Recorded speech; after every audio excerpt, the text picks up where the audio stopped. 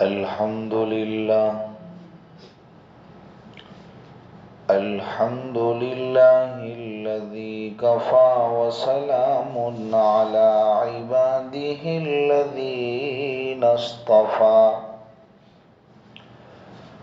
أما بعد فقد قال الله تبارك وتعالى في القرآن المجيد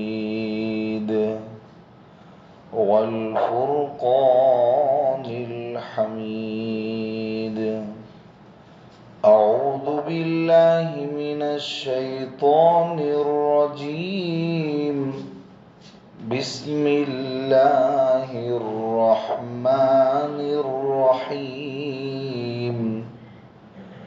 قل هو الله أحد الله الصمد لم يلد ولم يولد ولم يكن له كفوا أحد. صدق الله العظيم.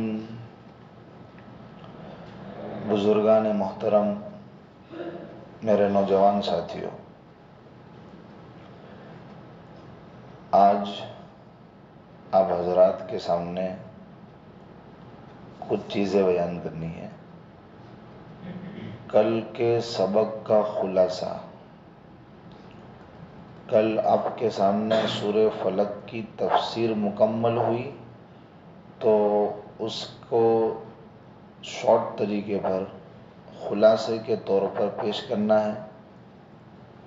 کچھ وسوسے کے تعلق سے باتیں باقی ہیں، اس کو بیان کرنا ہے، اور سورہ اخلاص اور اس کا ترجمہ اور اس کا شان نزول، بس یہ کچھ ہی باتیں آپ کی خدمت میں آج پیش کرنی ہے. سب سے پہلے کل کے سبق کا خلاصہ سمجھیے. کل سورہ فلق کے اندر آپ نے سنا قل اعوذ برب الفلق. اللہ نے اپنی ایک صفت بیان کی کہ میں صبح کا رب. انسان کو اللہ کے نبی کو مخاطب کر کے کہا کہ صبح کے رب کی پناہ میں آؤ. صبح کا رب کیوں کہا؟ رات کا رب بھی اللہ ہے. وجہ یہی تھی کہ جو اللہ رات کے بعد صبح لا سکتا ہے، رات کے اندھیرے کے بعد دن کا اجالا لا سکتا ہے، تو وہ اللہ ہمیں مصیبتوں کے اندھیرے سے نکال کر راحتوں کے اجالے میں بھی اللہ لا سکتا ہے. اللہ اس بات پر قادر ہے. پھر آگے دوسری آیت کے اندر ساری مخلوقات کے شر سے پناہ مانگی گئی تھی. بتایا گیا تھا کہ ساری کائنات کا خالق اللہ ہے، ساری کائنات کا مالک اللہ ہے. تو جب اللہ ہے تو اللہ ہی ان کے برائیوں کے اور ان کے شرور سے ہماری حفاظت کرے گا. اس کو اچھی طرح مثال سے آپ کے سامنے بتایا گیا تھا. دنیا بھر میں جتنی مخلوقات ہیں، چند مخلوقات کو چھوڑ کر کوئی مخلوق ایسی نہیں ہے جو خیر اور شر کا مجموعہ نہ ہو. ہر مخلوق کے اندر خیر بھی ہوگی، اچھائیاں بھی ہوگی، شر بھی ہوگی، برائیاں بھی ہوگی. فرشتے اور انبیاء یہ اللہ کی ایک ایسی مخلوق ہے کہ جس میں خیر ہے، شر نہیں ہے. لیکن یہ انسان اور اس کے علاوہ دیگر مخلوقات، اس میں شر بھی ہے، برائی بھی ہے، اور خیر اور اچھائی بھی ہے. لہذا خیر کو ہمیں ہر چیز کی اللہ سے مانگنا چاہیے، اور ہر چیز کی شر سے ہمیں اللہ کی پناہ چاہنی چاہیے، اللہ کی پناہ مانگنی چاہیے. یہی وجہ ہے کہ بہت ساری دعاؤں میں ہم نے یہ پڑھا ہے اور دعائیں پڑھتے ہیں تو اس میں ہم پائیں گے کہ اللہ اس طرح، اللہ کے نبی نے اس طرح کے الفاظ ہمیں تعلیم فرمائے. اللہم انی اسألک خیرہا، کہ اللہ اس چیز کے اندر جو اچھائی ہے اس کا میں آپ سے سوال کرتا ہوں، اور اس کے اندر جو شر ہے اس سے میں آپ کی پناہ چاہتا ہوں. نیا کپڑا پہننے کی دعا ہو یا پھر سواری پر سوار ہونے کی دعا ہو، اس کے علاوہ اور بھی بہت ساری دعاؤں میں آپ کو ملے گا کہ خیر کو مانگا جائے اور شر سے اس چیز کی پناہ چاہی جائے۔ تو اللہ نے اس آیت میں تمام مخلوقات کے شر سے پناہ چاہی تھی اور پناہ ہمیں مانگنے کی تعلیم دی تھی۔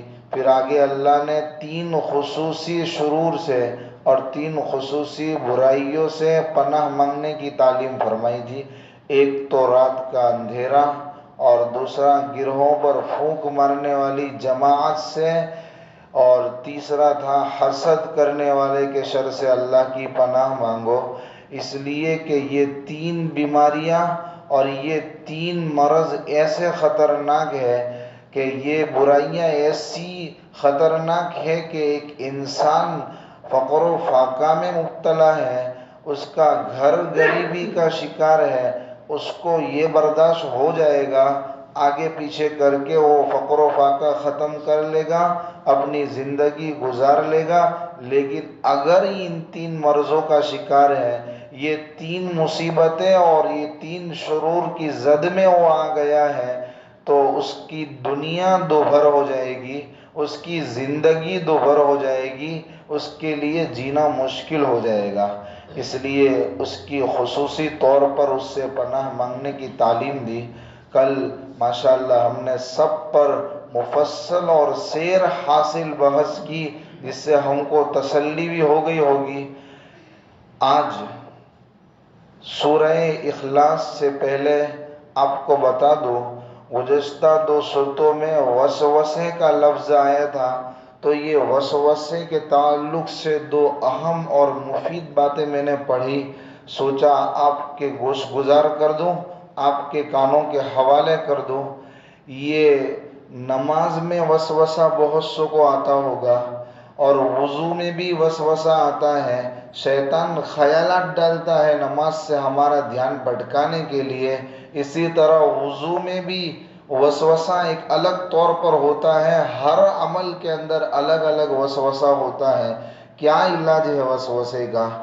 جب اذان ہوتی ہے تو اس میں چونکہ اللہ کے نام پکارے جاتے ہیں تو شیطان دھون دبا کر بھاگتا ہے اور ایسی جگہ اختیار کرتا ہے جہاں اللہ کا نام نہ پکارا جائے، لیکن جیسی ہی اذان ختم ہوئی پھر شیطان مردود آ جاتا ہے۔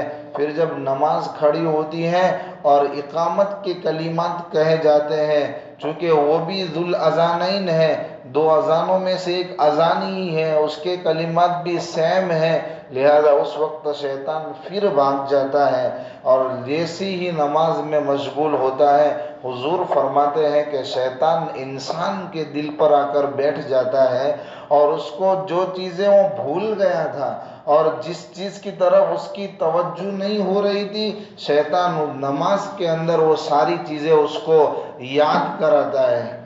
اور ہم نہیں دیکھتے، ہم مشاہدہ کرتے ہیں، اپنے دفتر کا حساب تو نماز میں یاد آتا ہے، کوئی ضروری کام تو وہ نماز میں یاد آتا ہے۔ اسی طرح ہر ایسا کام جس کو ہم دن بھر سوچتے کیا تھا نہیں ذہن میں آتا، اللہ کے سامنے کھڑے ہوتے ہیں کیا وجہ ہے سمجھ میں آ جاتا ہے، تو اس کو یہ مت سمجھے کہ بھئی کوئی چیز یاد کرنی ہے تو نماز میں کھڑے ہو جاؤ، یہ شیطان کا وسوسہ ہے اور شیطان کے خیالات ہیں۔ آپ کو اللہ سے بات کرنے نہیں دینی، اس کو نماز کی روحانیت ختم کرنے وہ آتا ہے۔ حضور نے فرمایا ہے کہ نماز کے وقت وہ انسان کے دل پر بیٹھ جاتا ہے، اس لیے ان وسوسوں کا علاج یہی ہے۔ بڑوں نے بتایا ہے کہ ان وسوسوں پر جمو مت، اور جو وہ دل میں آئے اس پر عمل مت کرو، اس کا بس یہی علاج ہے۔ وضو کا وسوسہ کیا ہے؟ وضو کا وسوسہ بھی بڑا خطرناک ہے۔ حضرت گنگوہی رحمۃ اللہ علیہ کے بارے میں مشہور ہے کہ ان کو وضو کا وسوسہ ایک مرتبہ پیش آیا، ایک واقعہ پیش آیا اس طور پر کہ انہوں نے وضو کیا، وضو کرنے کے بعد نماز کے لیے جا رہے ہیں، دل میں وسوسہ آئے کہ بھئی کونی تو کوری ہے، کونی پر پانی نہیں پہنچا، پھر واپس گئے، پھر اس جگہ کو دھویا، پھر آئے نماز میں کھڑے ہوئے، نماز پڑھ رہے ہیں، نماز میں پھر خیال آیا ارے ایک کونی دھوئی دوسری کونی بھی کوری ہے، پھر نماز توڑ کے پھر گئے، پھر وضو کیا، پھر نماز میں کھڑے ہو گئے، پھر خیال آیا، پھر وسوسہ آیا ارے وہ ٹخنا ہے وہ ذرا خوش کرے گیا تھا، تو اب تو انہوں نے سوچا کہ یہ شیطان کا کام ہے، یہ مجھے بار بار میری نماز میں خلل ڈالتا ہے، اب میں شیطان سے اچھی طرح واقف ہو گیا، اب بغیر وضو کے نماز پڑھنی ہے، چاہے تو مجھے وسوسہ ڈالے کہ میرا وضو ٹوٹ گیا، نہیں جاؤں گا، میں بغیر وضو کے ہی نماز پڑھوں گا۔ تو یہ شیطانی وساوس یہ ہماری عبادتوں کی روحانیت کو ختم کرنے کے لیے آتے رہتے ہیں۔ ان وسوسوں کا علاج یہی ہے کہ ان وسوسوں پر جمے نہیں اور ان کی باتوں پر عمل نہ کرے۔ تو یہ وسوسے کے تعلق سے بڑی اہم اور ضروری بات تھی، وہ آپ کے سامنے رکھی گئی۔ چلیے سورہ اخلاص کا آغاز کرتے ہیں، پہلے تلاوت سماعت فرمائیں، پھر اس کے بعد ہم ترجمہ کریں گے، اور اس سورت کا بھی ایک شان نزول ہے۔ شان نزول آپ سمجھ گئے ہیں، کسی بھی سورت کے کسی بھی آیت کے نازل ہونے کا سبب کوئی واقعہ ایسا پیش آیا ہو یا کوئی امر ایسا پیش آیا ہو کہ جس کی بنیاد پر اللہ نے اس سورت کو یا اس آیت کو نازل فرمایا ہو۔ اللہ تبارک و تعالیٰ قرآن کریم میں فرماتا ہے قُلْ هُوَ اللَّهُ أَحَدٌ، اے نبی جی آپ کہہ دیجئے کہ اللہ ایک ہے، اللہ الصمد، اللہ بے نیاز ہے، اللہ کسی کا محتاج نہیں ہے، اللہ کے سب محتاج ہیں۔ لم یلد ولم یولد، اس نے نہ کوئی جنا ہے نہ وہ کسی سے جنا گیا ہے۔ وَلَمْ يَكُنْ لَهُ كُفُوًا أَحَدٌ، اس کا کوئی ہمسر نہیں ہے، اس کا کوئی ہم پلہ نہیں ہے۔ بزرگوں اور بھائیوں، سورہ اخلاص اور اس کا ترجمہ مکمل ہوا۔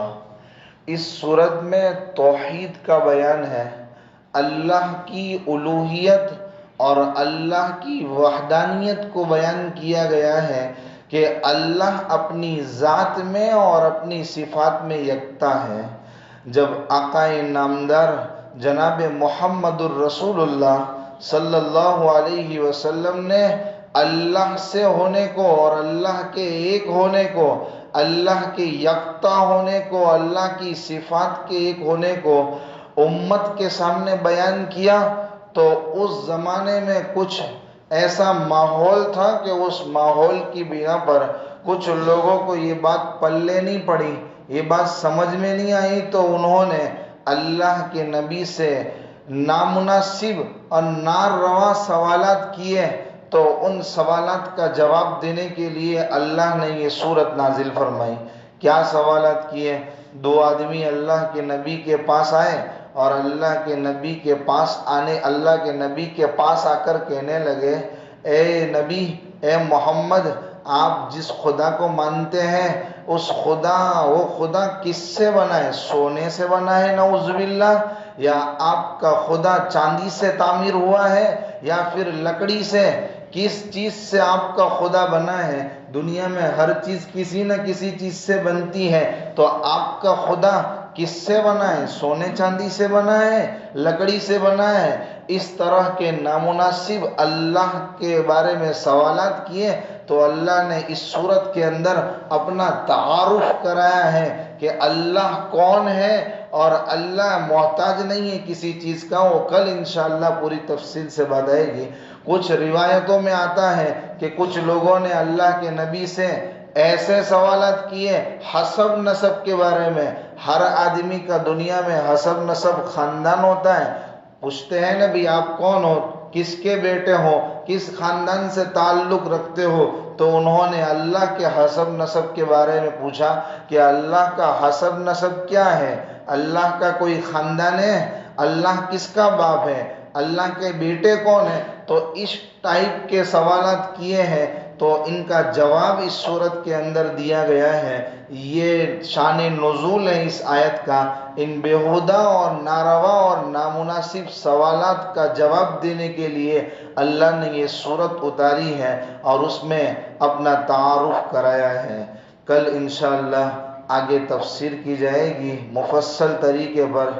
آج گلا ساتھ نہیں دے رہا تھا، اس لیے انہی باتوں پر اکتفا کیا گیا ہے۔ دل نے گوارا نہیں کیا کہ سبق کو موقوف رکھا جائے۔ آپ حضرات چونکہ بڑی اپنی مصروفیات کو ترک کرتے ہوئے روزے میں بھوک اور پیاس کا شدت کے ساتھ احساس ہونے کے باوجود درس قرآن سننے آتے ہو، اس لیے میں نے سوچا ناگاہ نہیں کرنا ہے، جتنا استطاعت ہوگی اتنا بیان کریں گے، باقی انشاءاللہ کل اللہ مجھے بھی اور آپ کو ان کہی ہوئی باتوں پر عمل کرنے کی توفیق عطا فرمائے۔